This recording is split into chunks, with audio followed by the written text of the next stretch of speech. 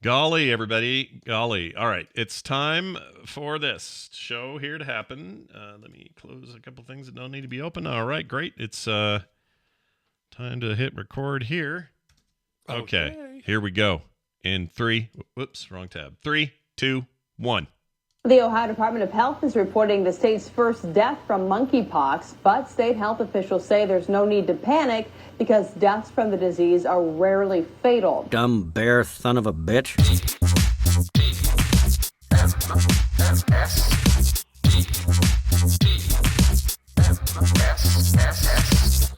Only my homeboys call me Rome, pig. This is the morning stream.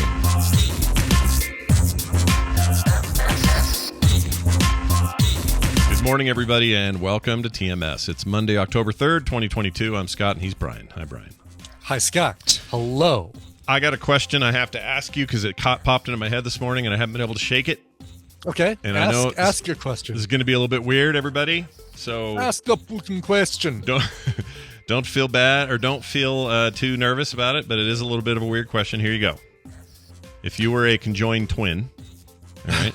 Yeah. Which way would you prefer it? Would you prefer the two heads on the same body, or one head, or heads stuck together, two full bodies? Oh, I see what you're saying. Okay, so basically you're asking, would I prefer one head, two bodies, or one body, two heads? Yeah, basically. For sure, two heads. For sure, two heads. Two heads. One body, two heads. Okay, so that way. It's not like one of you needs to, I don't know, take a dump and the other one has to just sit there having a bad time. If you got to go, you both got to go at the same time. Exactly. All right. That's my answer. That's funny that is the first the problem that you go to immediately with having one head and two bodies is, oh my God, what if one of us has to poop? Well, and the other one doesn't. But there's still there's bigger questions. Like, let's say if you have two distinct personalities in each head, but one body, that means that those two people are probably going to have different likes, tastes, whatever. They're going to want to marry different people, as for example, relationships with different human beings. Yeah. So now if they do that, that's a problem, because let's just I don't want to get too indelicate here, but let's just say you're in a we'll keep it PG. You're in the car at the drive-in movie. And the girl the head that is out with the girl. Why can't I be out with two girls then? I could be in the middle of the back seat, and there could be a woman on each side of me, and I could be making out with two women at once. No, you could. That's right. You could. Yeah.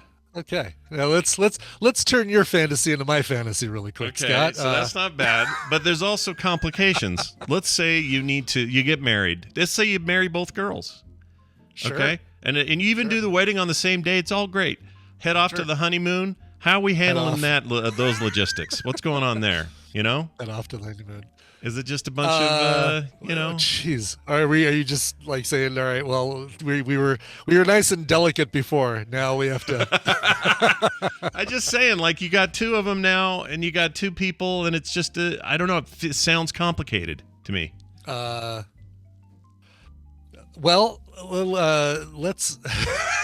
And I don't mean the physical act. I mean like the relationships of it. Because a crowbar has two ends, two functional ends to it.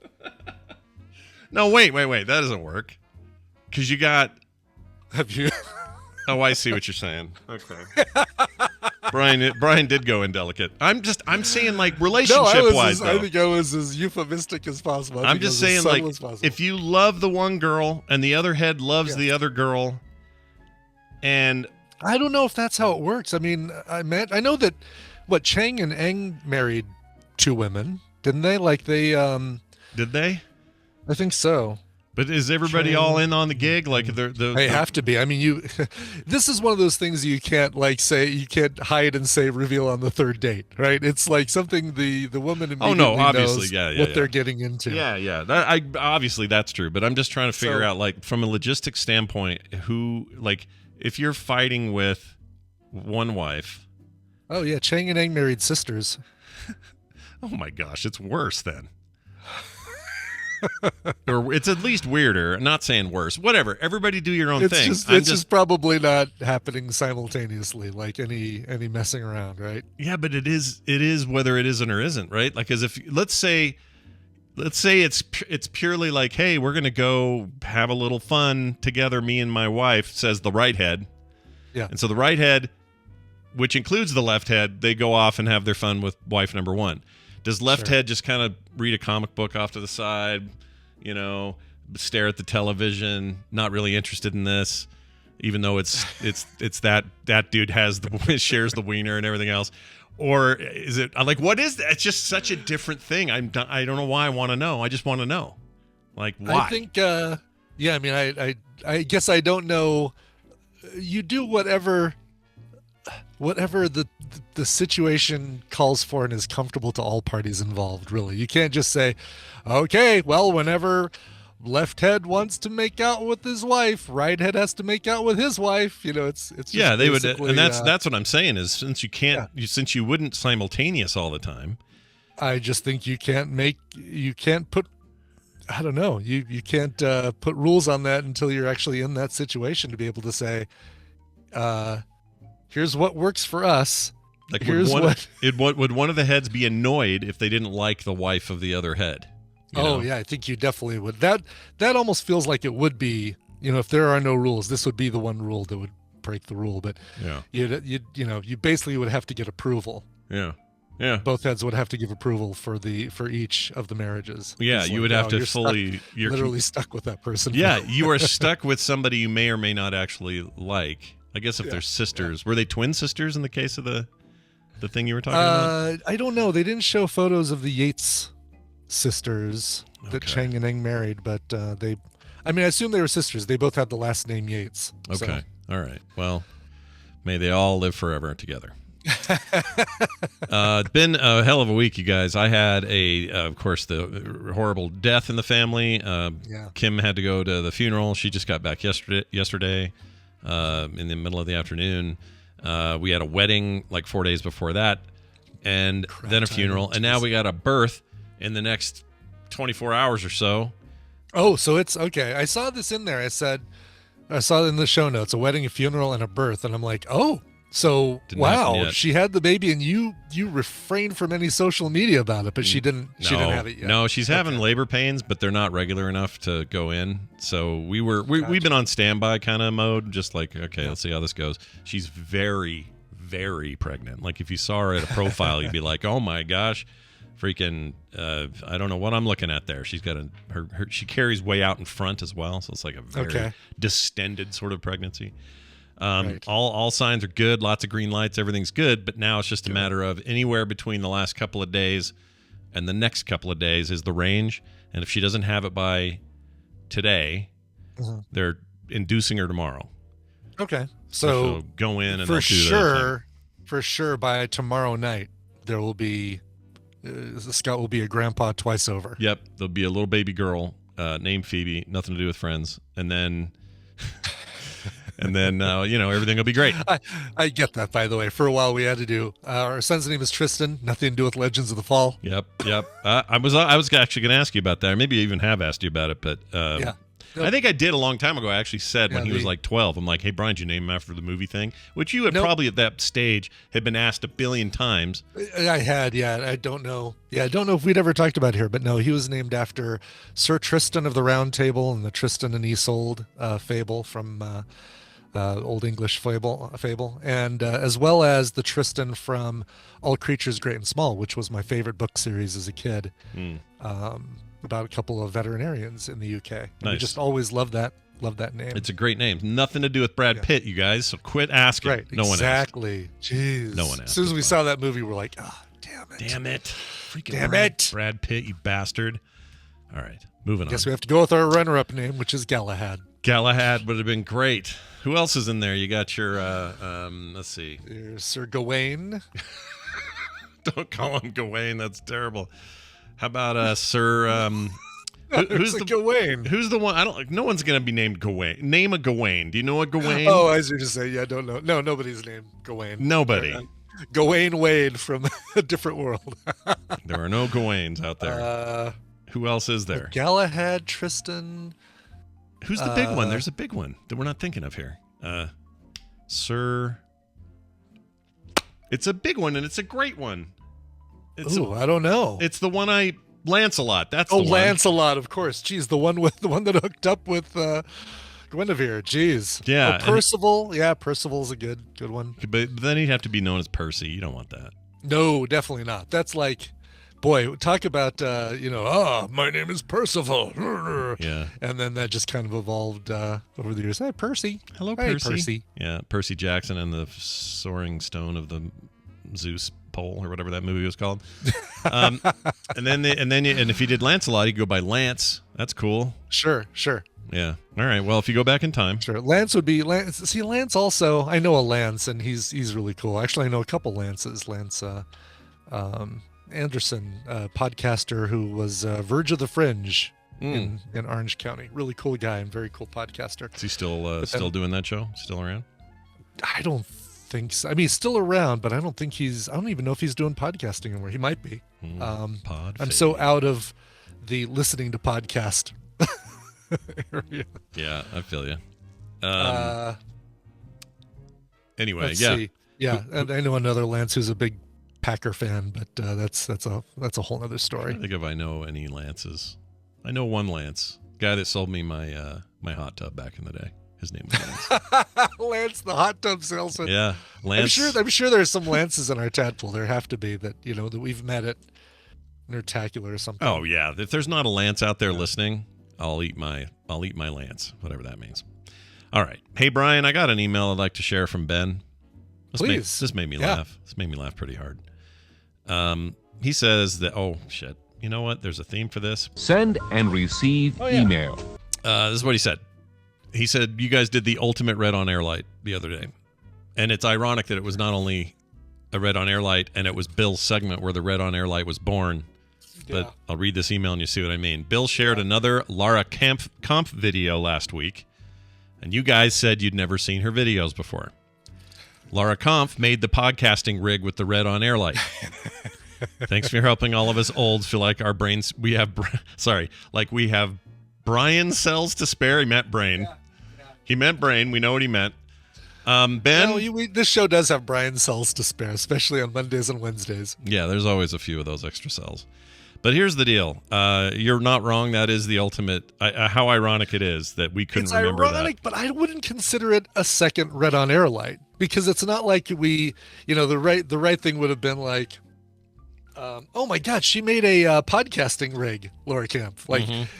Basically saying that again would be the Red on Air light. We didn't discuss something that we'd discussed before. We just basically forgot that we'd seen her videos before. Well, I guess that is kind of the Red on Air light thing. It's a little close to it, but it kind of is. I mean, it's a little different, but yeah, the moon isn't fully eclipsing the sun, but it's a partial eclipse. Yeah, it's a partial eclipse. Still don't stare at it, though. Don't do that. Yeah, it's a partial eclipse of the Red on Air light. Yeah, what it is. That's what it is. That's a great song from the 80s. Anyway, thank you, Ben, for your email. Brian, you went to a concert. How'd it go? I did. It was excellent. So I went and saw My Chemical Romance, which the whole time I was joking, like out to dinner with Tina beforehand. I'm saying, "Oh my gosh, we're going to go see the Chemical Romancers or Romancing the Chemicals or whatever." Nice. Beautiful location, Pepsi or a former Pepsi Center, Ball Arena. It's now called Ball Arena after the Ball Aerospace and Engineering and stuff. They had two opening acts.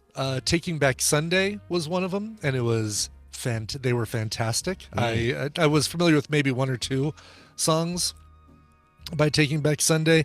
Those guys put on an incredible show, and lead singer just as charismatic as Gerard Way from MCR. The first opening act, which I gotta say I wasn't too jazzed about, was like basically 9 Inch Nails on a chalkboard is what my description. They were heavy industrial electronic band called Youth Code. People enjoyed them. People, there were people in the audience who loved them. It was just not our jam, but hey, whatever, more for everybody else. But can I play a little taste of it you sent me in this text you sent me? Yes, absolutely. Okay, here you go, everybody. This is just a little bit of it. Brian sent this.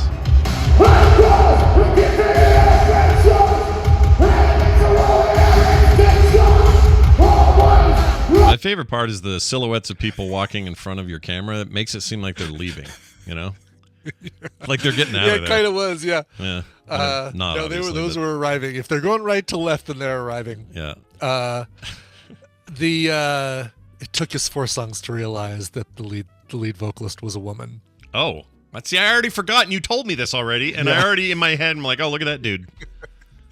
Yeah. Oops. And one of the things that she did multiple times, I never was able to capture it on video, was to hork up a loogie, spit it straight up in the air, high. And she'd get it up high. I think she'd like jump and spit at the same time. And she'd get up super high, and then she'd come down and she'd catch it in her hand and then keep singing like, and touching the microphone with loogie hand. And it's like, oh, man.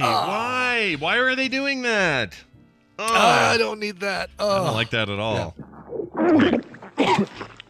Yeah. That is the appropriate sound that goes along with that. That's so gross. But oh my again, gosh. good for them. They got invited to open for My Chemical Romance. A lot of people enjoyed them.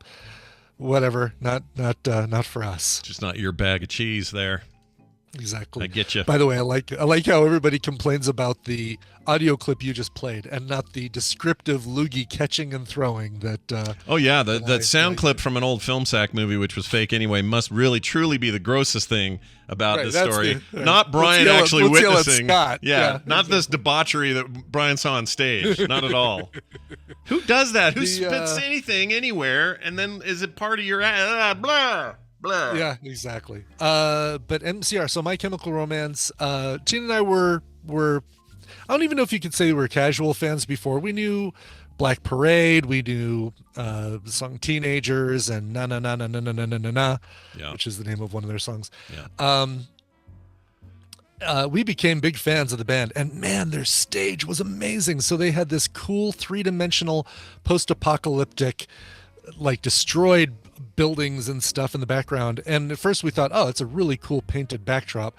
And then the lights would hit and you realize, oh, wow, no, those are 3-dimensional buildings in front of a post-apocalyptic landscape painting. It was just so cool. That's awesome.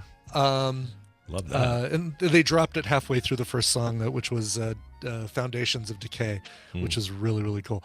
I gotta say, we're fans now. We're like, oh yeah, let's listen to some Chemical Romance, man. It was very, very cool. So they went from somebody else's Chemical Romance to your Chemical Romance.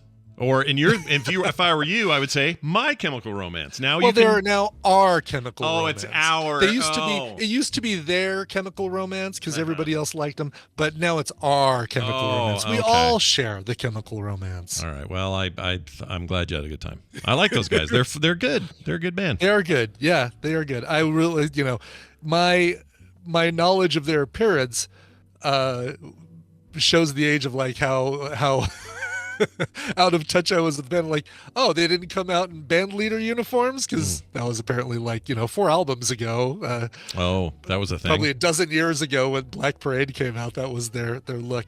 Gotcha. The crowd was almost cookie cutter. Like there was. It was almost like they handed out black lipstick at the entrance. You had to wear black lipstick. Okay. The colors were black and red by everybody. Yeah. Their outfits. A lot of torn fishnet stockings and pants with a lot of zippers and stuff on them, which is really great when you're going through a metal detector at the entrance. Oh, sure. Yeah, you have to explain your pants, basically. Exactly. Why is there such a delay in getting into the place? Oh, that's why. Did you partake in any of these dress codes? Did you wear any fishnet? I wore black. I wore dark blue jeans and a black button-up shirt. I just said, look, I'm already going to look like somebody's dad chaperoning. That's the risk we run at our age going to concerts, you guys. We look like someone's dad, and we're chaperoning. Nobody wants to look like they're chaperoning. It's not cool. It's not a cool look. We did see a bunch of other people who were on the older sides who were like, oh yeah, hey, look, that guy's as old as us. Oh, look, that guy over there is as old as us. So yeah. We needed to go through a metal detector, Claire. Well, not our first time seeing emos or goths or whatever, but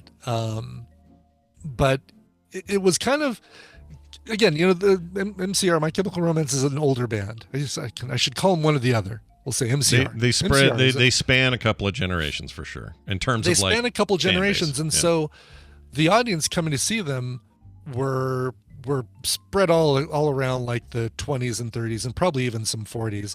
But it felt like major portions of all three of those groups were all dressed emo, as opposed to like, all right, the 20s and 30s in their emo outfits, but then the 40-year-olds in kind of what I was wearing, the black button up.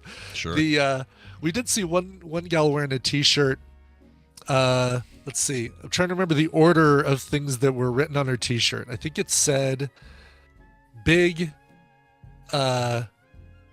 T, the word for a woman's breasts. Yes, teats. Yes. I assume it was teats. Yeah, right. Yeah. Goth Anna Nicole Smith. Was what her t-shirt said. So big was T, that an Goth order? Anna Nicole Smith. Was that an order of importance to that person? Do you think, like 1 through 3, top being teats? It might and then... be. Yeah. Okay. Yeah. Right. That might have been like an order of importance. Yeah.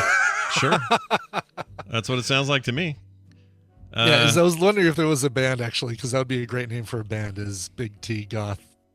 Could be. Anna Nicole Smith. But no, I'm just looking. There's not one. What does Anna Nicole Smith have to do with any of those people? Like, I have no idea. No idea whatsoever. Okay. Well, I'm glad you had a good time is the important thing. And who was it? Tony? Anthony gave you tickets. That's awesome. Nice. Yes, job, so big thanks to Anthony in the chat room, who wasn't able to go, bought the tickets for his daughter. They weren't able to go, and they gave the tickets to us, and we are eternally grateful. So nice. So in 1,000 years, find Brian, and he'll still be grateful because he'll be eternally grateful because of eternity. That's right. How eternity works. It just keeps going. It never ends. That's right. By the way, Brian is finally ready. We're good. Good. We can add him now? All right. We can add him now. All right. See, we so deftly delayed that, you couldn't even tell that we were delaying. We were just sort of, riffing, making a show. And then Dunaway joins us, which will be great. I'm really looking forward to this, so I'll just push this button and get it started.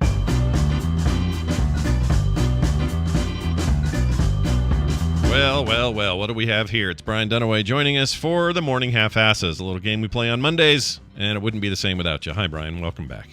Oh, hi, Scott and Brian. Hello. Oh, hello.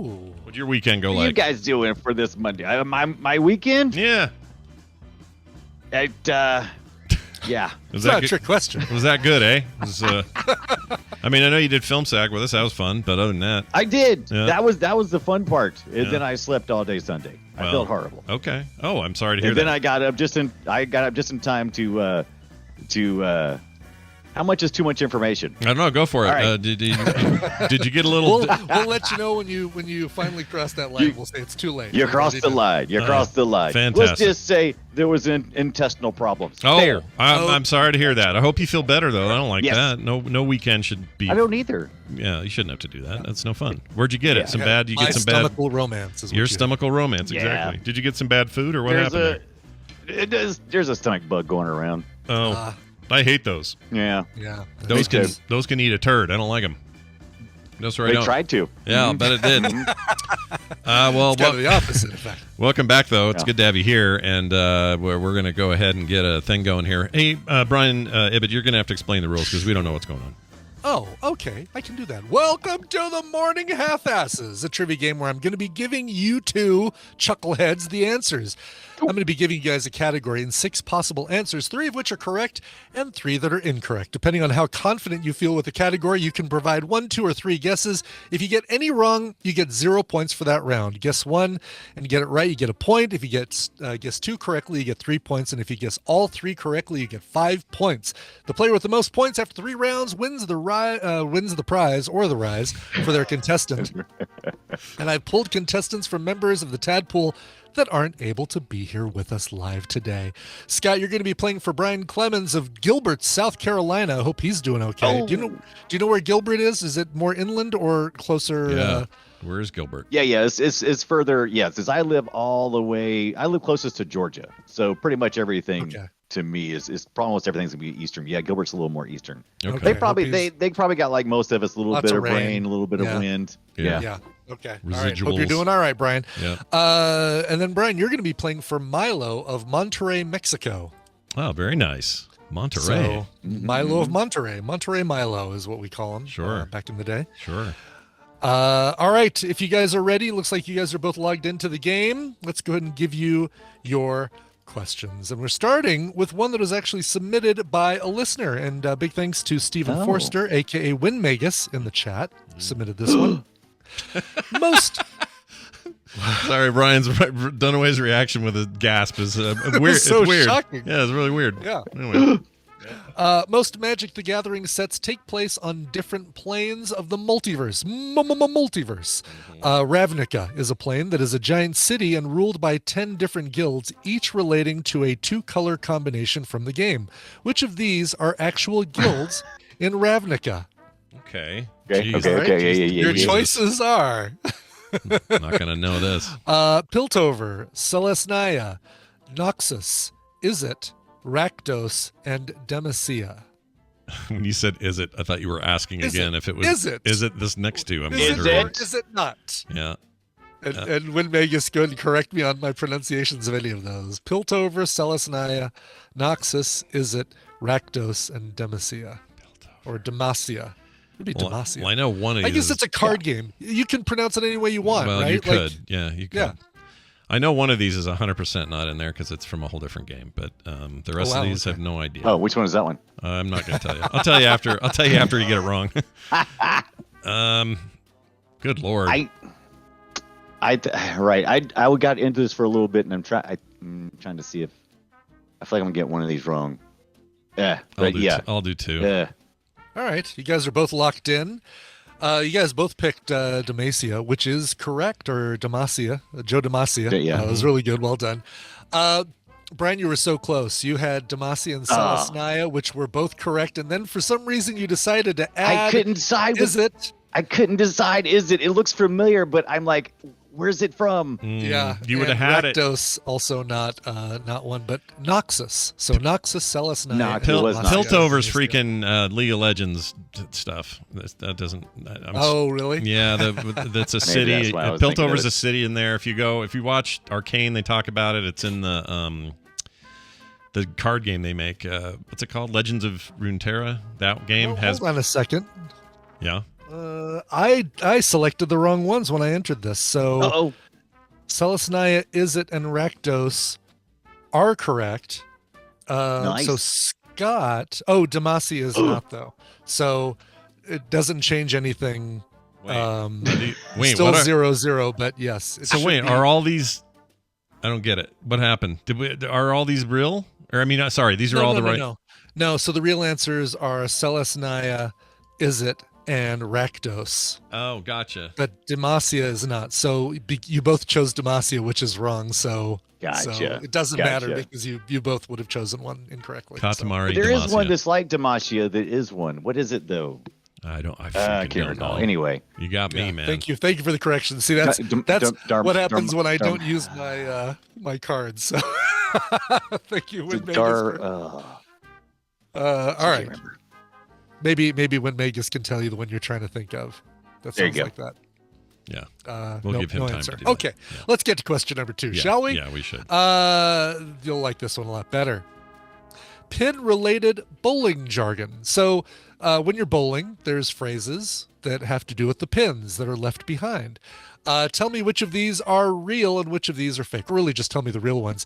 Is it bedposts, Charlie horse, spare ribs, wishbone, dime store, or Greek church? Oh my Lord.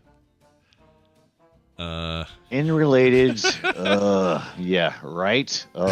These all sound like right things, right?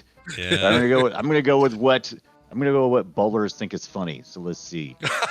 Okay, fair Bowlers enough. think certain things are funny. I like that idea. I like that a lot. I've chosen my two. Yep. I've chosen two as well. Okay, you locked in. All right. You both selected wishbone, and wishbone is not an answer. Damn it. No, they just got it right though. Bedposts, Dime store. Dime store I know is leaving the 5 and the 10. Bedpost I think is 1 and is 5, 6, and 9 and 10 or something like that. I don't know what Greek church is. Let's see. That would be the 4, 6, 7, 9, 10 split. It's the hardest shot in bowling. The Greek church. Why is it called Greek church? What does that even mean? I think because it has so many points up. I don't understand you at all, bowlers. Yeah, bowlers are confusing, man. Weird. Yeah, they are. All right. Well, we have that 7, one up. 10. 7 and 10 are the bedposts, by the way. 5 and 10 is the 5 and dime, is obviously your dime store.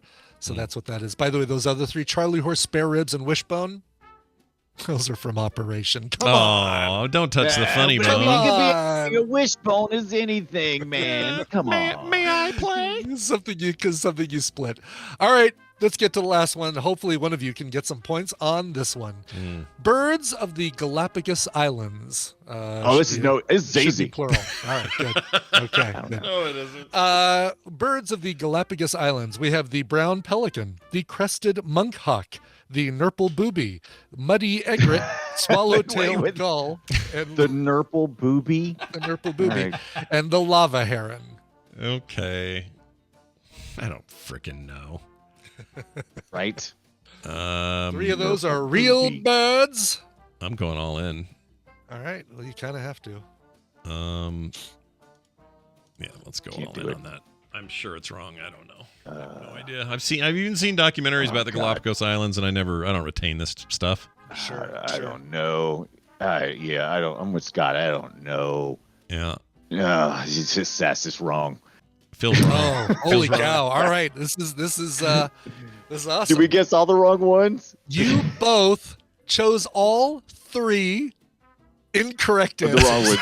Oh my God! I The real knew ones, it. The muddy egret, the crested monk hawk, and the Nurple Booby. Come on, purple. I Nurple chose Booby. Nurple Come Booby on. because it seems so not going to be true that it had to be. yeah. That's why I Right. did that. But brown pelican, swallow-tailed gull, and lava I heron. almost just went with the brown. Lava one. heron. Damn it. Wow. Okay, so Muddy Egret Yeah. was not. But isn't that place known for having an insane amount of birds? I mean, Species or it's something? lots of Oh, for wildlife. sure. Yeah. Yeah. The Galapagos is like a big, Too bad that wasn't on the questions. Yeah. crazy ecosystem of wildlife and birds and stuff. All right, so you know what? We're going to do a little tiebreaker question. Let's do it. I just happen to have one here. Speaking of pelicans, how many cups of water? So I'm going to, let's see. Yeah, how will this work? We'll Gonna go ask high-low kinda Scott- thing? I'll ask Scott this one, and you're going to go high-low. Okay. How many cups of water can an adult pelican hold in its pouch? So cups of Oh, water. wait, a brown pelican or just a normal pelican? Just a pelican. A normal pelican. Is there such a thing? a normal adult pelican? How many cups of water can an adult pelican hold in its pouch? I love that the official mainline pelican. We really don't know what we're saying. Okay, so a cup meaning what? 12 ounces, 8 ounces? What are we talking? Do we know? A cup is 8 ounces. Okay, Yeah, 8 ounces. yeah. Oh, you mean like the actual measurement Wait, of you're talking about actual- a standard cup, or no, you're talking I about was just thinking an like non-standard glasses. cup? I was like, like one of these. This is a cup. One of these cups. You know what I mean? Oh, Yeah, are you no, are you no, thinking an 8 like ounce. how many can he? Are you like how many can carry like at a bar or something? You No, think he's just like a bartender or something. I was thinking. Is that with a tray or without a tray? See, this is the problem with the English language. We have cup as a measurement and cup as an item, and I was thinking item. All right. Yeah. Let's go. Oh, no. Okay. Think measurements and think water. Like how many Why would how you? many coffee cups? Why would you? No, coffee How many cups. feet? See, that's how many? the How many coffee. feet? No, human feet. How many human feet could you fit in a pelican? Yeah, but at least that one's different enough. A cup can hold water, and it can also be a measurement of a cup, right? Sure, yes, It's not that crazy. All right. how many feet across? Yeah, it's a horrible example. All right, cups. We're gonna go with the measurement being cups. We're gonna go 12 cups. 12 cups. That is incorrect. Brian, is the actual answer higher or lower than 12 cups of water in a pelican, average adult pelican's pouch? So their pouch is very stretchy and elastic. So I'm going to say much higher. I'm going to think, they probably can hold gallons, probably. Yeah, gallons. So I'm the going to say much actual- higher. The answer is indeed higher. It is 48, 4 times the number Scott said. Yeah. So 48 cups of water. After they go fishing, pelicans have to dump 24 pounds of water before they can fly because they. I was about to say, yeah, they wouldn't be able to fly with it. They could certainly spit it in their mouth. Yeah. Yes, exactly. But yeah. That's So, gross. Brian Dunaway is our winner, which means that Milo of Monterrey, Mexico, is getting a copy of WWE 2K Battlegrounds and the DLC, the Ultimate Brawlers Pass. But don't worry, Brian Clemens, you're going away, not going away empty-handed. You're coming away with Civ City Rome, which to non-wrestling fans might be looked at as the better game. Yeah, you might. I don't know. I mean, I don't know. It's supposed to the 2K Battlegrounds game's highly regarded. I think you're going to do fine. And then I haven't played Civ City Rome, so I can't speak to it. But I'm sure you got a good game too. Yeah, and I know what both games great. And, and I know what Fletcher would say. Congratulations. You're a winner. He'd say you're both winners, and I agree. Congratulations and well done. Hey, Brian, how many cups does it take to make a Play Retro episode tomorrow, do you think? Oh my God! Well, we got to put the balls in there. So yeah, we're doing balls. Track balls. What am I thinking? Is that right? Yeah. Yes. No. Look. Hey, we're doing this thing. Tracking the balls. We're going to the old days of the arcade when track balls were awesome. Think Missile Command. Think Millipede, Centipede.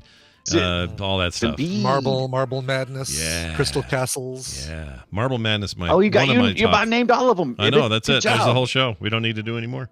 Good deal. It's all done. Yep, all done. Except everybody wants me to do Golden Tea, and I can't figure out where the crap that thing is. Golden Tea is you see those all the time in like bars and stuff, don't you? It's like a bar machine or something.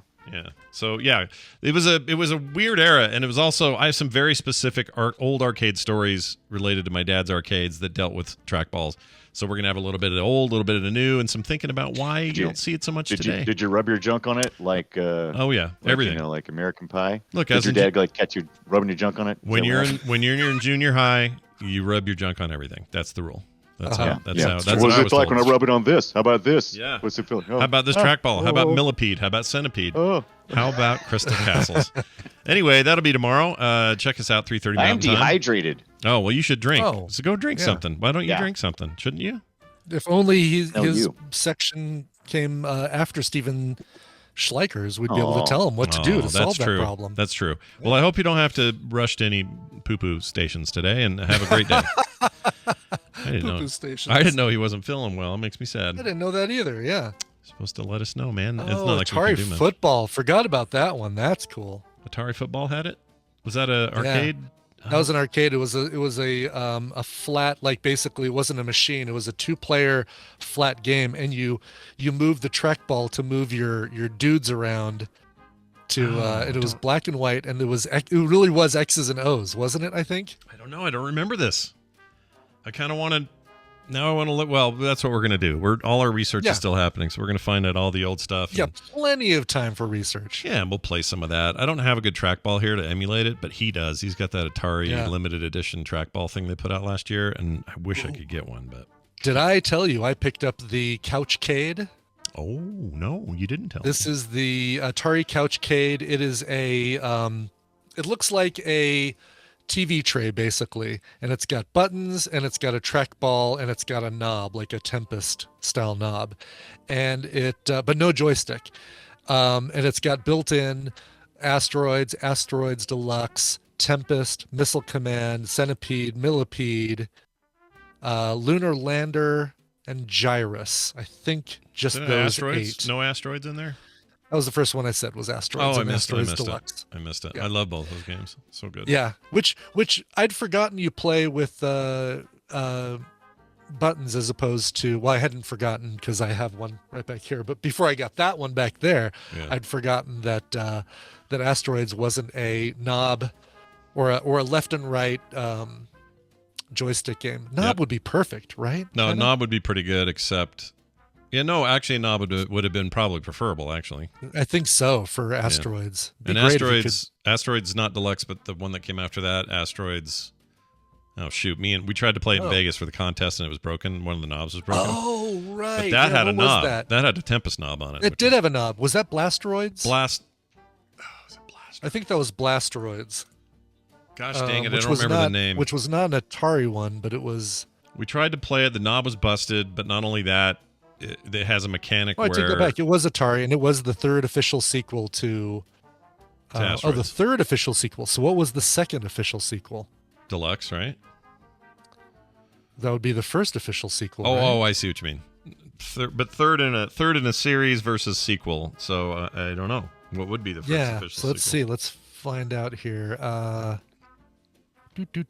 Sequels. Here we go. Asteroids Deluxe. They say Space Duel, which was released in arcades in 1982, replaces the rocks with colorful geometric shapes and adds cooperative two-player gameplay.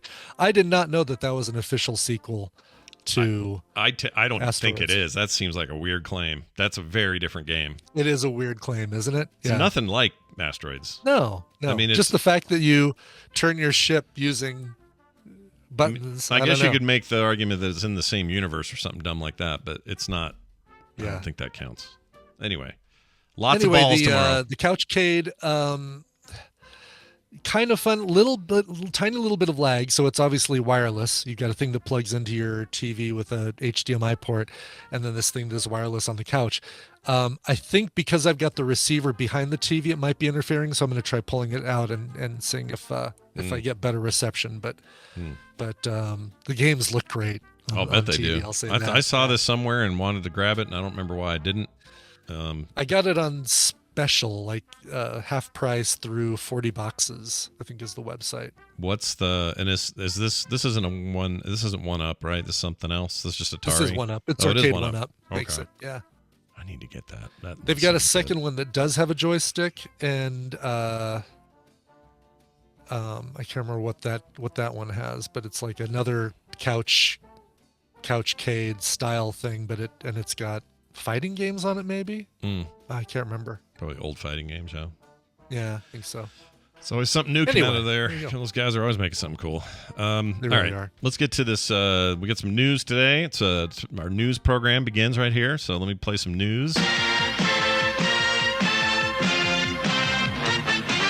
It's time for the news, and it's brought to you by. Brought to you by Sleeping on He-Man. All right, please explain. Here's the story. See this little guy, this little He-Man figure? Yeah. So for some reason, Carter got me these at a dollar store. She keeps picking them up. So I've got Skeletor and Man-at-Arms here, and then He-Man. I'm really hoping to get like Two Men and Fisto and all those idiots. Anyway, we'll see. But anyway, He-Man somehow ended up in my bed, and I didn't know. I don't even remember taking it up there, but I fell asleep on it.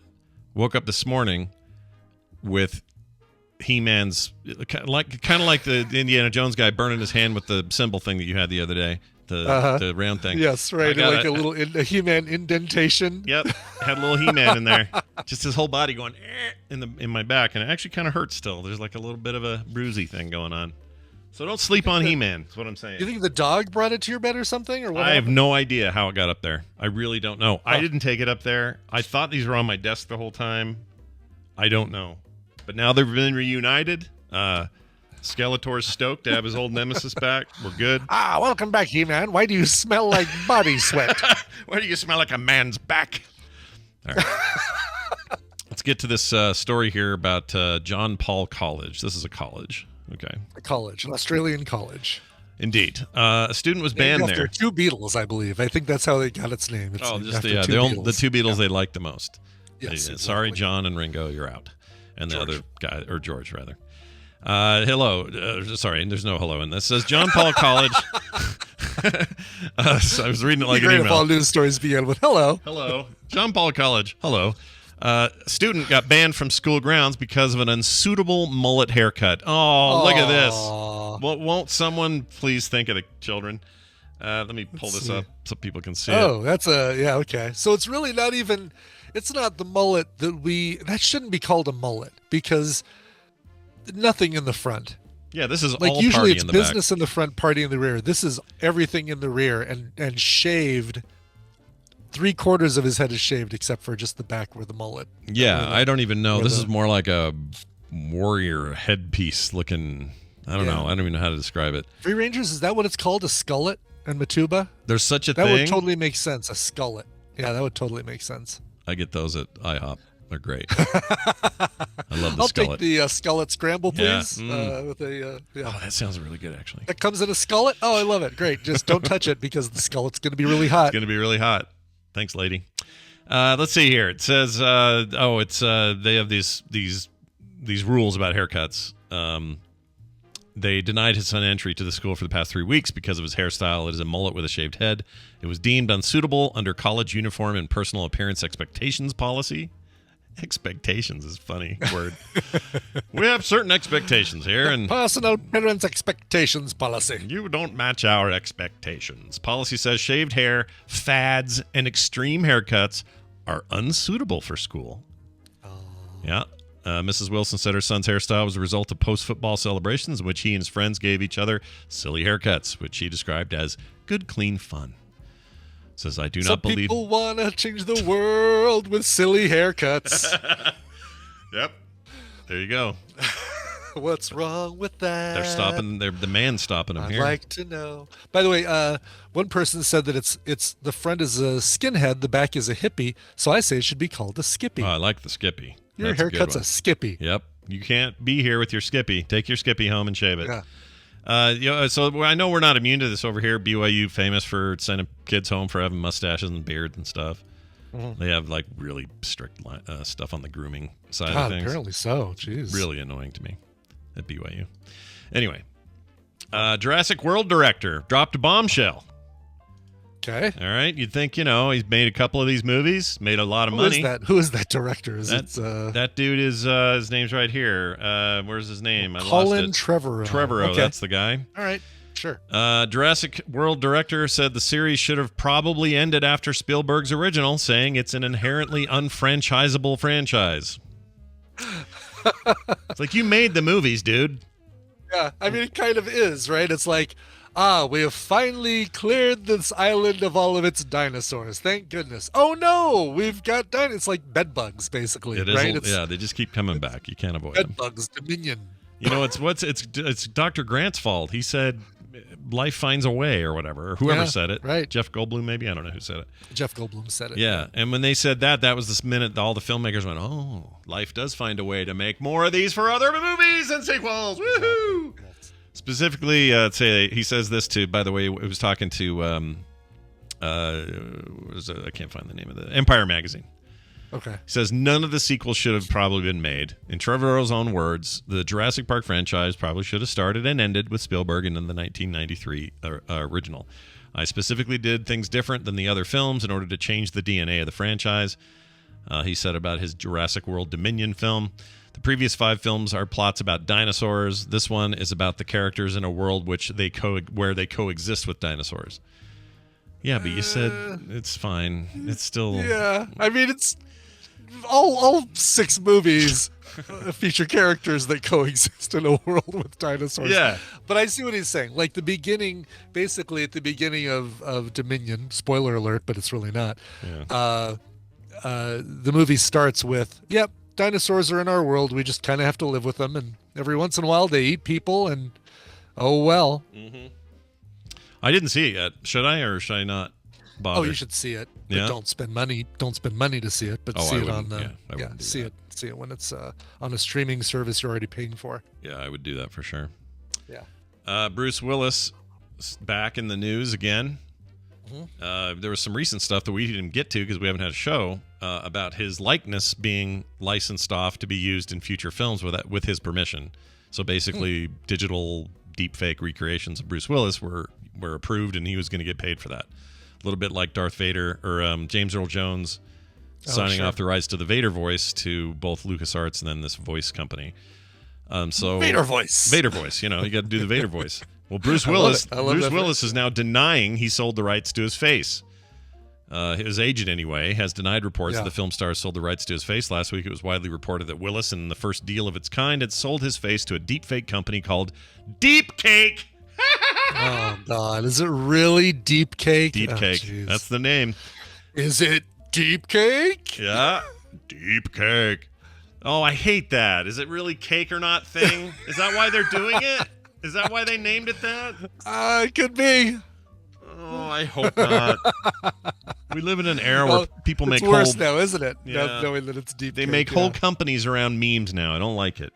Yeah. Anyway, it says the actor has no partnership or agreement with the company. Representative from Deep Cake said only Willis has the rights to his face. So why did this happen then? Like, why? I don't know. Yeah. I mean, does Deep Cake? Well, Representative said only Willis has rights to his face. So it's a nothing burger, right? Yeah, it's a nothing burger story. Basically, Deep Cake says we don't have the rights to his face. Bruce Willis says I didn't give him the rights to my face. So basically, we're just saying, oh yeah, that rumor about him selling his face is fake news. So this is a story about the Telegraph making a story up. That's what this is. Yeah, right. And Bruce Willis is like, it's like when they report somebody died. It's like, oh, did you hear George Lucas died in a horrible accident? And people check into it, and they're like, no, he's alive and well, living on the ranch. He's fine. Yeah, I'm okay, guys. I didn't die in anything. I'm here on the ranch making, helping with that Willow remake. It's all good over here on the ranch. That said, do you think... That said. That said. My impression of George Lucas aside. Yes, go ahead. Continue. Well, no, I just want to get to this question. That said, do you think that actors should sell the rights to their faces? Like, let's say we know an actor is going to die soon, right? They're like, oh yeah, I'm retiring. We'll just say retiring. Let's go a little bit less morbid. I'm retiring, but I'm going to sell my likeness to a deep fake company or to Hollywood, basically, so that they can continue to use my likeness in movies. How do you feel about that? I think it's okay if the actor does sign off on it. Yeah. And if I were them, I would make sure that contract includes residuals for my estate/family, whatever. For sure, yes. But if they don't agree to it, then no, they shouldn't be able to. So like when a few years ago when they had Fred Astaire dancing around with a vacuum. Right. And they didn't involve the family at all. I thought that was weird and not cool. So definitely not cool. If anything, it's a little bit more upfront now where you kind of, if we really are heading this direction where some of this is going to happen, and I think it will, it's good that they can lock in the rights. They need to. If they aren't, they need to. But now that we know this Bruce Willis thing is fake, I guess, you know what though, the James Earl Jones one's real. That story's real. So it's not his face, it's his voice, but kind of the same principle. So yeah, and I'm guessing Mark Hamill obviously signed off on them using his likeness for the 3D modeling that the thing they did in Mandalorian. Yeah, and he mocapped that, so he was that was he was involved anyway. Yeah, that was an acting gig. So for him, he got what he needed, I assume. But so like Gene Hackman. So Gene Hackman's retired from acting. Right. Would you be happy with a movie that featured a digitally recreated Gene Hackman? I'm trying to think what they would do it for, but if they found the right reason, yeah, it's fine. Yeah. I mean, I'm impressed by the technology. I don't get too precious about it. I just think that I do think it needs to be with the approval, because there's still, at the end of the day, regardless of what you think about Hollywood or rich actors or anything, there's still people. And I think the one thing you should probably have the right to is your own likeness. It just feels like if there's anything you own, it's that. Absolutely. Exactly. Yes. So I don't know. It's complicated, I guess. The last bastion of anything that is yours that you can call your own. Yeah. What do I have besides that and my, I don't know. That's it. That's all I really. That's it. Your voice and your likeness. That's right. Don't take it for free, yo. All right, Brian, we're going to take a break. When we come back, Steven Schleicher will join us. We'll do a little major spoilers time. Looking forward to that, but I can't do it without a song, so play one of those. Yeah, can't do it until now. The Ramona Flowers release. They have a brand new single that they've released. It's called Gotta Get Home. They have a new EP set for release on October 28th, so the end of this month. Get ready for that. But in the meantime, listen to this brand new track from a band I like called The Ramona Flowers. Here is Gotta Get Home. Remember, when the clock strikes 12, you must be home by then. For should you fail to be in bed, you'll be in rags again. Remember, remember, remember. All I want to do is study magic.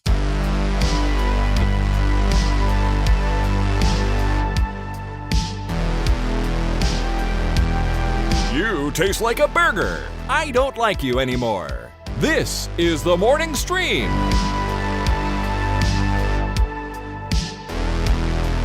Welcome back. Who was that again? Yeah, that is the band The Ramona Flowers and a brand new song called Gotta Get Home. It is in advance of their new EP. It is the title of their EP as well, which is set for release on October 28th. Nice. By the way, that clip I played here, All I want to do is study magic. that's Dublin's own Christian Nairn, who played Hodor on Game of Thrones. Okay, I was wondering who that was. I would have guessed Bo. No. And it was an interview we did on the Instance a couple years ago, and I don't remember what he was even talking about, but that made me laugh so hard. All I want to do is study magic. I gotta get him on again. He is from Dublin, Nice. Claire, isn't he? Claire would know. He's from there, I think. Isn't that where I know he lives there now, and he's Irish. Look at all of those question marks after the word Dublin. My goodness. Look at all those caps she used to spell Dublin. Oh, jeez. Well, yeah. Insane. All right. Hopefully, we never see her spell question mark in all caps. No, I don't want that. I don't want that either. don't want Lisburn is what she's saying. Lisburn? Oh. Well, he probably will yell at me when I talk to Isn't him that again. in Portugal? Might be. Might be. He started streaming a bunch of WoW Kidding. stuff. I don't know what that was Kidding, by the about. way. No, I assume so. Oh, outside Belfast. So actually, Northern Ireland. Oh, all right. So he lives in the area where they were bombing everybody or whatever Yeah. was going on. I don't know. I watch Dairy Girls. I try to keep up. I don't know. All right. Let's get major spoilers in here. If I can spell with a freaking keyboard. Here we go. All right. Let's get him in. Let's do the thing. Where is it? Steven Schleicher. Steven Schleicher. That laugh can mean one thing only, and that is that Steven Schleicher's joining us for a major spoiler segment here on the show. We do it every Monday. Steven brings his special brand of, movies and comics and pop culture with him. Steven, welcome back to the show. How are you? Hello, Scott. Good morning, Brian. I am the opposite of the other Brian in that I'm overhydrated. Oh. Yeah. Okay. Oh, good. All right. Ooh, I don't know what that yeah. means for. Means I gotta pee. Shoot, this is bad timing.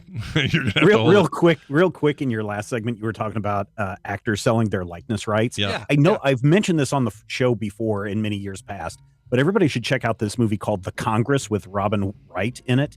She plays a fictionalized version of herself. Mm-hmm. She has a son that has Usher syndrome, and she needs money for his treatment. And so she sells her likeness rights after, this is when she's much younger, around the time of Princess Bride. Okay. She sells her likeness rights to a studio, and they digitize and scan her. Yeah. She's no longer allowed to act, except for her digital version is. Oh, and so this interesting. takes place 20 years later after her virtual self is super popular, and she has to go back in and renegotiate her contract for her virtual likeness. Oh, weird. That's some Black Mirror kind of business. Yeah. No kidding. Yeah, Wow. so it's a Congress. I think it may be based on a comic book. I'm not sure, but definitely the Congress from 2013, I think, addresses all these concerns people have been talking about in the last couple of years about likeness rights. Really? Yeah, Okay. We should see that. Sounds cool. Yeah, it does. What's that? Wasn't there that movie called Simone? Wasn't that kind of some of this? Yeah, but that was a virtual, fully digital. Yeah, that was fully digital. Oh, okay. That wasn't a character that was based on somebody that was just fully created. Right. I Yeah. wonder if that's worth revisiting. I remember at the time it was kind of. Might be because it's Al Pacino, right? Yeah, I think so. Yeah. He did a hoo-ha. And wasn't whatever. it? Was it Carmen Diaz? Was it Carmen was Diaz? Simone? It might have been. Oh, I thought it was. Let me look here. Why am I thinking Monica Bellucci for that? Maybe not. Jeez, let's see. Simone. Now I need to Simone. I'm looking at it up right now. Must know. Al Pacino, Catherine Keener, and Rachel Roberts. Oh, okay. Maybe that's it. Rachel Roberts is this. was Oh, the- Rachel Roberts. okay. Yep, there she is. Catherine Keener's good and everything, so that's cool. I love her. Yeah. Yeah. Just don't let her stir your tea. Oh, I didn't know Winona Ryder and Evan Rachel Wood and Jay Moore were in that. That's pretty cool. Anyway, all right. Yeah. Let's get to some of the beef here. We got some beef. Not really. Yeah. Stir the beef. Armor Wars was supposed to be it was originally a movie, then it was a TV show, and now it's a movie again. Or maybe I don't know if it was ever planned for a movie. I think they announced it as a Disney Plus miniseries. That's what I couldn't remember, but they I did. thought so too. Yeah. So why'd they change our gears here? Is it just because don't know? Yeah. That's the weird thing, right? So either Don Cheadle, who's an award-winning actor, said, "Hey, I'm a little bit better than a TV show on your streaming stuff. Make this a movie," or My thought might be that maybe they didn't have enough to carry 7 episodes. That's kind of of what I TV was show. thinking. Yeah, that would be my, because I'd hate to think that Don Cheadle would be like that, especially now that so many actors are saying, no, TV's a great place for me to showcase my work. I can do 8 weeks of appearance instead of just one movie. Sure. But my guess is that they have one story that kind of fits really well in a 2-hour film. So if I remember correctly, Brian, Armor Wars is all about, is it Rhodey or Tony Stark finds out that everybody has stolen or copied the Iron Man armor, and they're making their own copies of it. And it's basically a big IP copyright lawsuit arc. But instead of going through the court system, like you would, Tony Stark goes out and blows up all the technologies of these competing companies. Just a comic book origin. You officially, it was a comic series, like a crossover event. You officially know more about than I do, because this was in an era where I was not picking up Iron Man. Yeah, I had to read this a few years ago for the Major Spoilers podcast, and some people really, really like it. I think it is the most boringest Iron Man story I've ever read. So maybe that's why it's only a movie now, because you can't go 8 episodes of boring. You can do 2 hours but I mean, of you exciting. get it in front of more faces on the theater. You get a worldwide distribution.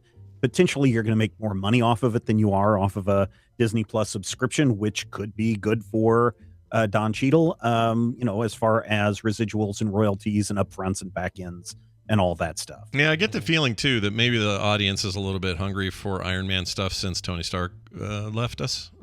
Well, then you guys should probably check out the brand new Wakanda Forever trailer that dropped this morning. I missed it. Featuring a Riri Williams in her Ironheart costumes. Yeah. Ooh. I love the trailer.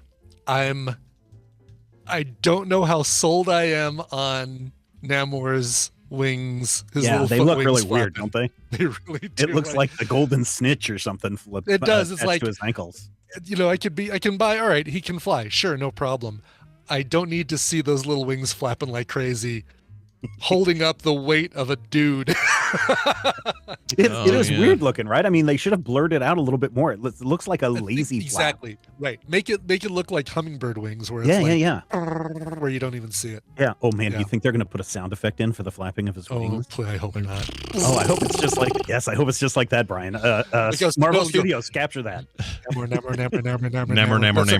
Yeah, that's why they call him that. It's the sound of his feet. Yeah. But it's a sound of, since he's supposed to be Quetzalcoatl. I wonder if it'll be the sound of feathers rustling. Yeah, it could be. Well, I mean, again, you basically just say, well, he's flying because he's Atlantean and he can do that and whatever.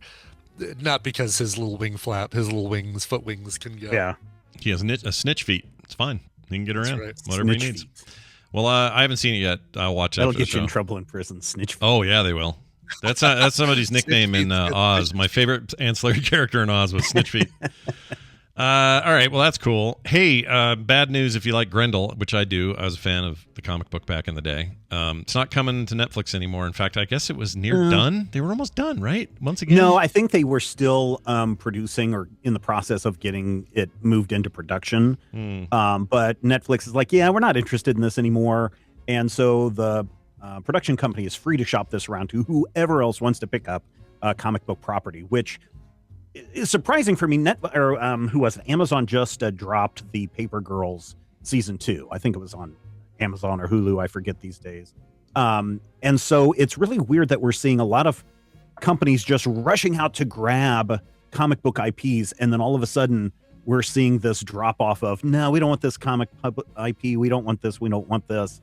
It's almost like we're oversaturated and people are looking for something different than comic book properties. But for those people who don't know what a Grendel is, this is a series from Matt Wagner that kicked off, I want to say, in the late 80s, early 90s. Yeah. There have been many Grendels, but the main one follows a man by the name of Hunter Rose, who's a fencer, a writer. He's an assassin. In the main story arc, he fights organized crime in New York City and then ultimately becomes, spoiler alert for a 40-year-old series, the head of the organized crime unit in New York City. So if Matt Wagner's art is fantastic in this. If you've ever seen the Grendel figure in full costume, it looks amazing. especially when he's got his big lance Mhm. in it. Just really cool stuff. My only problem with Grendel as a design is that he looks like someone said, hey, here's Black Suit Spider-Man, here's a little bit of Venom, put a little Deadpool in there.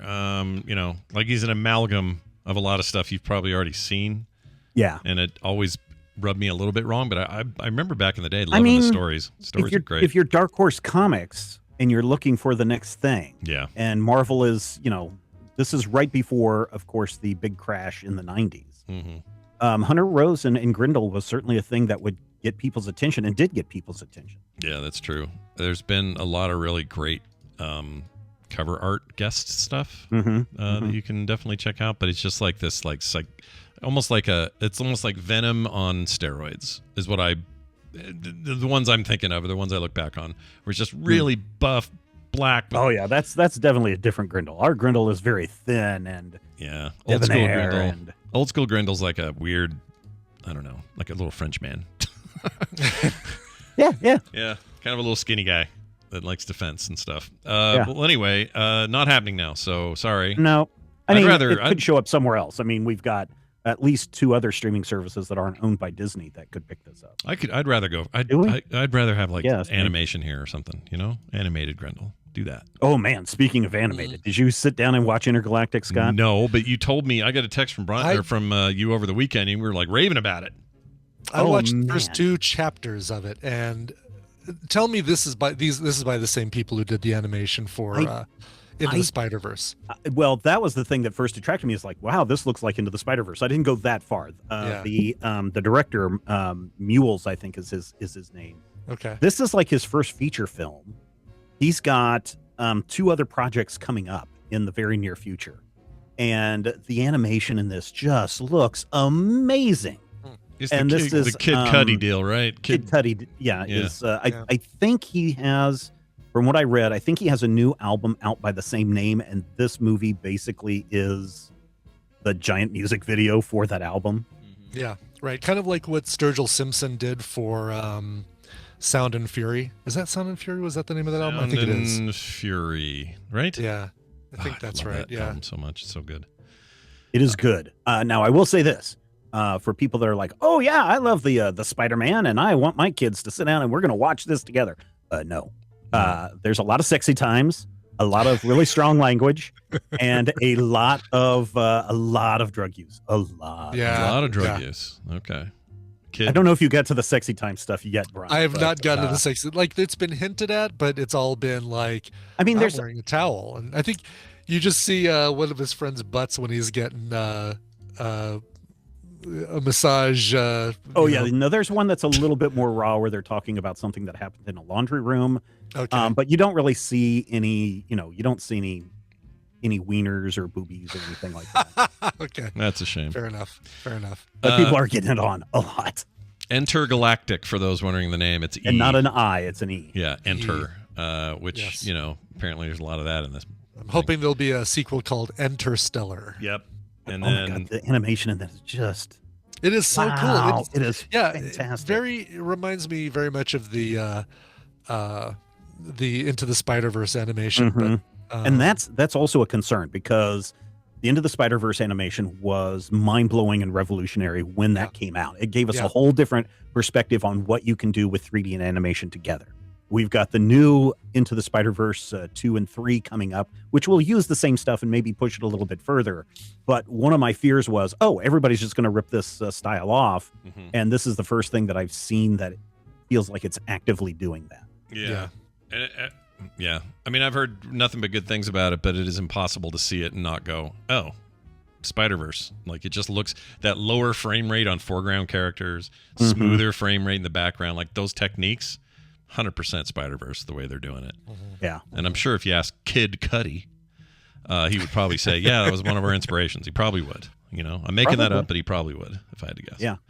Anyway, worth watching, though, you say, if you're not a kid. Oh, man, I really enjoyed it. Yeah. I enjoyed it. It's a love story, so it's not like you're seeing superhero stuff or anything like that. It's a romance story, and I like it so far. Yeah. Yeah. It follows a typical kind of, not rom-com story arc, but pretty much a rom-com story arc, so you know how it's going to end. Yeah. Maybe Kim would like it because she likes rom-coms. I think she would. I honestly think if I was going to say, Scott, you and Carter should watch this together, and then I was like, oh no, Sexy Times, that's going to be too weird. Yeah. It's not that Carter couldn't handle it. It said, I don't want to be sitting in the room then. It's weird. Right. Yeah. You know? But the animation, I think Carter would totally be down for. Oh yeah, I think she saw a trailer for this and was like, "Dad, we got to watch this." And then I didn't hear anything about it. And then your review made me go, "Oh, maybe we watch it separately. How about that? We don't." How about we don't? Chad says, "Blanket over the TV." Right. Yeah. My version of blanket over the TV is you watch it on your own time. That's my blanket. Perfect. Well, anyway, there's that and a ton more going on in the world of pop culture, comics, and more. So if you're not already subscribed to / checking out Major Spoilers all the time, both the website and their podcasts lineup, all that stuff, then you should be. Hey, Steven, what else is going on over there that you'd like people to know about? We have the 6th or 7th chapter of our reading of H.P. Lovecraft's The Dunwich Horror, which just went live this morning, so people can go and check that out if they're getting into the spooky season. And, of course, we got a whole bunch of other podcasts over there as well, so go and check that out. And most of all, Brian, not you, Brian, the other Brian, and all the other Brians out there in the world, please make sure that you stay hydrated. Yeah, no kidding. Also you, Brian. You, Brian, too. Thanks. Yeah. Jeez, you should drink, Brian. Brian should drink, all right? We're not saying you shouldn't drink. You should drink. Yeah, boy, can I. Boy, howdy. All right, that is going to do it for today's show, except for the following email that I got from Michael, a.k.a. Badger Williams, in the chat room. I don't know if he's there today or not. I didn't see this name today, but if he's not, it's okay. He'll hear this later. Yeah. He says this, okay, let's talk about your thoughts on the Italian taco versus the Mexican pizza. You and everyone else always makes fun of Taco Bell for having the same 5 ingredients on their products. How is this any different? Furthermore, the Italian taco concept is the exact same thing as a Mexican pizza because the Mexican pizza is just a tostada with hot sauce that's supposed to be the equivalent of a marinara sauce. So yes, in a Taco Bell-esque manner, I think he did that for you. Oh, nicely done. Yeah, they took a pizza slice, folded it over, and said, hey, it's a taco. It's almost an adjacent subject to, is a taco a sandwich? So if you fold a pizza slice, is it a sandwich / taco? On that note, what is a calzone? Anyway, love the show, Michael, a.k.a. Badger Williams. Well, we agree. I mean, I don't think either of us are. I don't completely agree. Okay, go for it. Badger Williams. Give him what for? What do you disagree with? Taco Bell does not use the fried flour tortilla for anything else. The fried corn tortilla is used for tostadas, but the fried flour tortilla is not used for anything else. The sauce they use is not the sauce they use for burritos or enchiladas or anything like that. It's definitely a specific sauce for the Mexican pizza. So, meanwhile, Pizza Hut is using a regular slice of pizza folded in half. Yeah, a pepperoni pizza slice folded in half with no difference. Exactly, you know what? Brian's right. I stand with Brian on this 100%. Badger Williams, come back with better argument. You lost this round. Yeah. The judge is not going to allow it. Let me put my glasses on for this one. Oh, yeah. Throw my glasses around. Yeah. Well, actually. Yeah, that's a good look for you. Love you, Badger Williams. Yeah, you're great, Badger Williams. We loved you in that movie. All right, moving on. Let's get to these. Carter says, check your Discord. I have the answer. Oh, wait, what? There's an answer? Okay, I'm checking Discord. Okay. Oh, this is interesting. The cube rule of food. Brian, I'll put this in our chat. Okay, please do, because it's on its way. I like food rules. Yeah, food rules are fun. I didn't even know she was listening this morning. She took her dog today. That's good for me because I don't have to deal with those dogs today. All right, here we go. The cube rule of food for identifying dishes based on starch locations. Okay. This is what makes it. What's a sandwich versus a taco versus a hot dog? This is amazing. Yeah. I love this. It's just cubes. It's horribly drawn, but like toast is just the bottom section of the cube. The rest is invisible. Sandwich, top and bottom of a cube. Taco, sides and bottom of a cube. No ends or top. Cube, yeah. Sushi is a full cube without ends. Soup salad or bread bowl is a cube with the bottom and the sides and no top, and then a calzone is a fully enclosed cube. This is great. That means that a hot dog is not a sandwich, but it's a taco. That's a really good point. Yeah. Shit. Oh, and Tally says, and burritos are sushi by this rule. Yeah. Well, no, because burritos burritos have closed ends, right? They have closed ends, depending. It's Sometimes either an a open end. soup, salad, bread bowl, or a calzone, depending on if they close both ends or just one. Yeah, but I would. If you make your burrito with both ends open, you've got a problem. I don't want to know who you are. I don't want to be anywhere near that person. Yeah. Who does I that? Don't want your burrito. No. We live on a planet that has gravity. What are you doing? Exactly. I want a burrito that I can eat in the car, and it better have at least one closed end. Bizarro thinking there, man. I agree with you. Jeez. All right. Well, if you'd like to be like Badger Williams, or earlier today when we heard from Ben, you can send us emails of your own, themorningstream@gmail.com. That's themorningstream@gmail.com. I want to thank some brand new patrons that have joined the show since we last spoke. Stephen Madsen, Willow McLaughlin. I don't know how I said that weird the first time. Yeah. And Scandrel the Game Cat. Ooh, I love that name. Scandrel the Game Cat. All joined us at patreon.com/TMS for tons of reasons. Many include never have an ad, always get bonus content every day, stuff mailed in the mail. We got a T level. I mean, we do so many crazy things for such little commitment a month. I mean, $1 a month will get you in and give you a lot of those basic rewards. Go read up on it, see what you like, and become a patron today. And our heartfelt thanks to everybody who has already won. Patreon.com/TMS. It's a brand new month, too, so good time to get in. Frogpants.com/TMS for everything else. And if you'd like to find us on Twitter, we don't mention this very often, but you can find out when live show times are, our funny little posts here and there. Just Morning Stream. There's no the Morning Stream on Twitter. Brian's at Coverville. I'm at Scott Johnson. Hey, Brian, play music. Yes, sir. I have two things first. Number one, if you're in the Denver area, we are having a Denver Tadpool meetup November 10th, Thursday, to see Wakanda Forever. Basically, that's the way it goes. We're going to go see Wakanda Forever. I believe we are anyway. I have to double check that because is that not the date? The day we're coming back from the concert, and we get back in time to see. Yeah, I'll need to double check that. I believe we're seeing Wakanda Forever. Right. Nice. I also do want to set up a Denver Tadpole meetup to go to Anderson Farms, which is a pumpkin, zombie, corn maze, go-karts, fire pit kind of thing to see if people want to go. We did that a couple years ago with Nikki and Clark, and I want to do it again and get a bunch of people together because that is a fun time. Yeah, sounds great. Anderson Farms, and I'll spring for the fire pit because we have to do it there. All right, so that's that. Also, everywhere in the world, if you want, we have a brand new Tadpooley Feud survey up. Go to either the Discord or the Facebook group, and you'll find a link. Jeannie has been awesome. She's been posting in both places. So go fill out the new Tadpooley Feud survey. We'll be using those questions probably starting in about 2 weeks. Nice. So so get there and put your posts or your guesses in. Very cool. And I picked them in random order, Scott, so don't think you can go there and read them and cheat and see what questions are. I never even want to know. I want to find out if a Nurple Booby is a true bird on its, in real time. Right, the Nurple Booby. Yep. All right, now let's get to our final song of the show.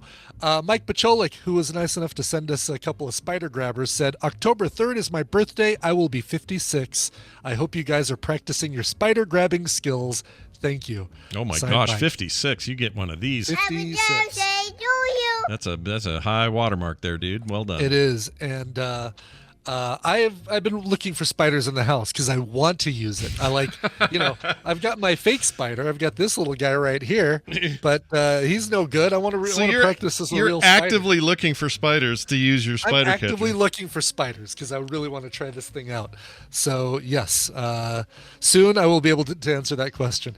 Anyway, hope you're having a happy birthday, Mike. He wants to hear any song from London Grammar as a cover, and I'm happy to say London Grammar's done some awesome covers. The one I chose today is their cover of Chris Isaak's Wicked Game. This was recorded for the BBC Radio 2 Sounds of the 80s album from 2014.